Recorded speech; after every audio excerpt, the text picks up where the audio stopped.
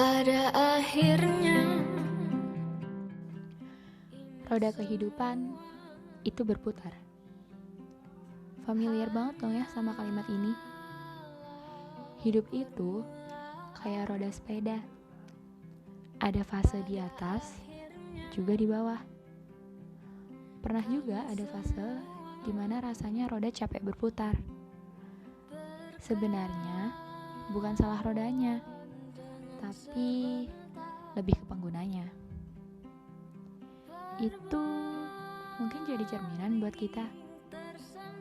Gak selamanya bahagia, gak selamanya juga berduka. Yang penting jangan sampai stuck ya. Diam di tempat berarti menandakan kita yang lemah. Iya sih, ada fase buat kita butuh istirahat. Tapi kan diamnya cuma sementara. Ambil nafas, terus gayuh lagi sepedanya. Hujan, angin, badai, gak boleh bikin kita nyerah.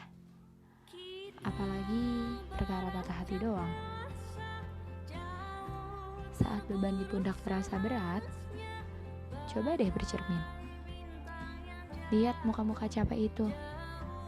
Nanti kamu bakalan nangis, terus tersenyum. Lihat betapa kuatnya kamu kemarin. Masa mau nyerah sekarang? Perkara sulit, iya emang udah jalannya begitu. Tentang masalahmu, aku pernah dengar hidup itu ya tentang masalah. Gak punya masalah juga ya masalah. Awalnya aku ketawa dengarnya. Waktu aku pahamin, ternyata dalam banget artinya. Pernah gak sih ngerasa lagi gak punya masalah? Hambar aja gitu hidup. Terus tiba-tiba muncul pikiran, aku ini kenapa ya? Kok hambar banget rasanya hidup? Dari situ aja udah jadi masalah kan? Oh iya, pernah gak sih mikir, dari kita baru buka mata ke dunia, kita udah nangis. So, nangis bukan perkara cengeng, apalagi tanda nyerah. Dari setiap tangisan, kita belajar buat lebih kuat besok. Perkara hidup itu memang tentang jatuh dan bangun. Bukan kamu lemah ya tiap kali kamu nangis saat jatuh. Kadang lewat nangis kita bisa ceritain apa yang kita rasain tanpa perlu berkata. Esok kamu akan lebih kuat. Kuat buat jatuh lagi, kemudian bangkit lagi.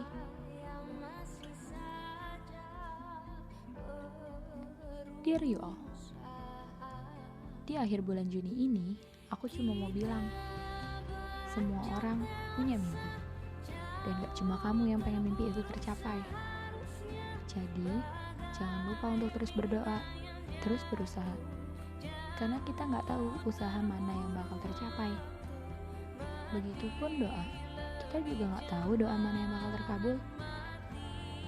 Tentang takdir, mungkin ada sesuatu yang sedang Tuhan persiapkan, dan pasti itu yang terbaik.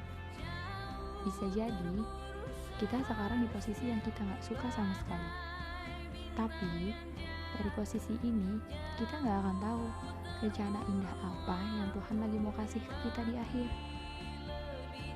Segala sesuatu itu terjadi atas alasan.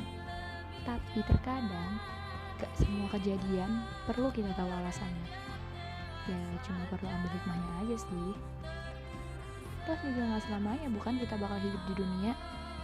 Nanti juga ada saatnya raga ini kehilangan nyawa. Tapi sebelum kehilangan itu, coba deh usahain apa-apa aja yang mau dicapai, biar nanti pas kita pergi, kita bisa tenang. Karena apa-apa aja yang kita mau udah kita usahain maksimal. At least kamu udah gak penasaran lagi. Gak apa-apa kadang buat pusing mikirin masalah tuh.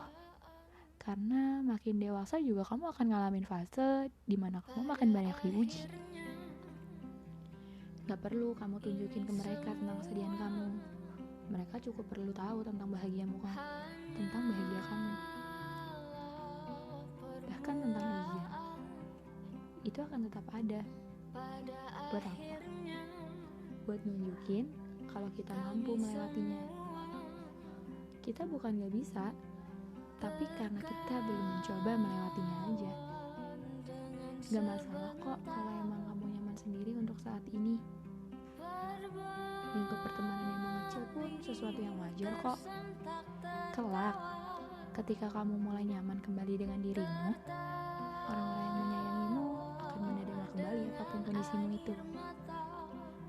Setelah Juni ini mungkin terasa berat sekali bagimu, setelah dirimu sibuk sendiri mencari nyaman dengan pikiranmu, percaya deh, Juli dan teman-teman terbaikmu menunggu cerita dan senyum tawamu.